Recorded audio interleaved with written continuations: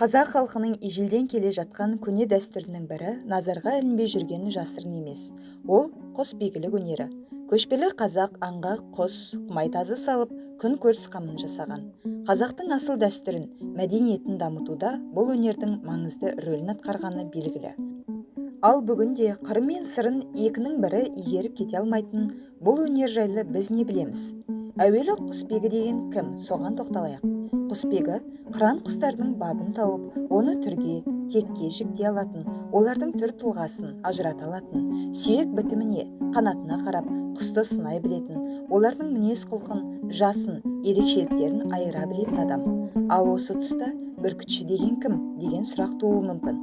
Ол бүркітті бағып, бабын таба білетін, бүркітті қолында аттылы немесе жаяу алып жүре алатын, аңға сала білетін, аңшылық өнерден орташа сауатты адам. Осы тұста құсбегілердің арасында қағушы деген адам болады. Ол қолында құсы жоқ, бірақ бүркітшілерге қолғанат болып жүретін. Бұғып жатқан аңдарды айғайлап, тебінгі қағып, ұясынан шығаруға, аңды бүркіттің көруіне жағдай жасайтын адамды қазақ аңшылығында қағушы деп атайды. Құсбегілер аңға салатын құстар қатарына бүркіт, тұйғын, қаршыға, сұңқар, лашын, ителгі, бидайық, қарақылыш, қырғи, тұрымтай, жағалтай тағы басқа жатады. Құсбегілер осы қырандарды өзара екі топқа ажыратады. Олар қара көздері бүркіт, ителгі, лашын, сұңқар, қарақылыш, бидайық, тұрымтай, жағалтай. Екіншісі шегір көзділер қаршыға, тұйғын, қырғи. Ал аңды алу тәсіліне қарай іліп алатындар, теуіп алатындар деп те екіге жіктейді. Аса білгір құсбегілер бұл қырандар тобын ары қарай тағы да түр текке ажыратып, жіктеп бөліп жатады.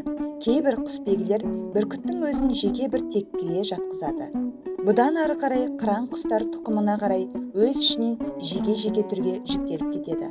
Мысалы, қаршығаның қара қаршыға, тұнжыр қаршыға, сырғақ қаршыға деп бөлінсе, тұйғын, ақ тұйғын, кір тұйғын, құл тұйғын деп бөлінеді.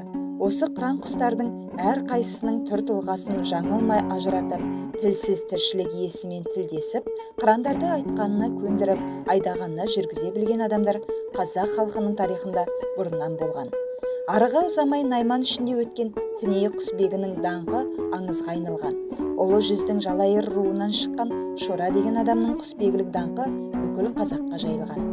Аттары аңызға айналған екі құсбегі жайлы Тінейдегі қасиет ұялас екен, сары құспен, Шорадағы қасиет тілдессе екен, бар құспен деген марапат сөздер кездеседі.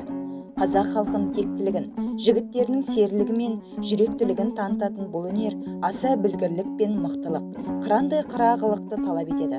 Нағыз құсбегілердің табиғаттың аса асау жыртқыш, қауіпті құспен тіл табысып, оны айтқаны үйрету үшін де ұзақ уақыт пен төзімділікті, біліктілікті талап етеді.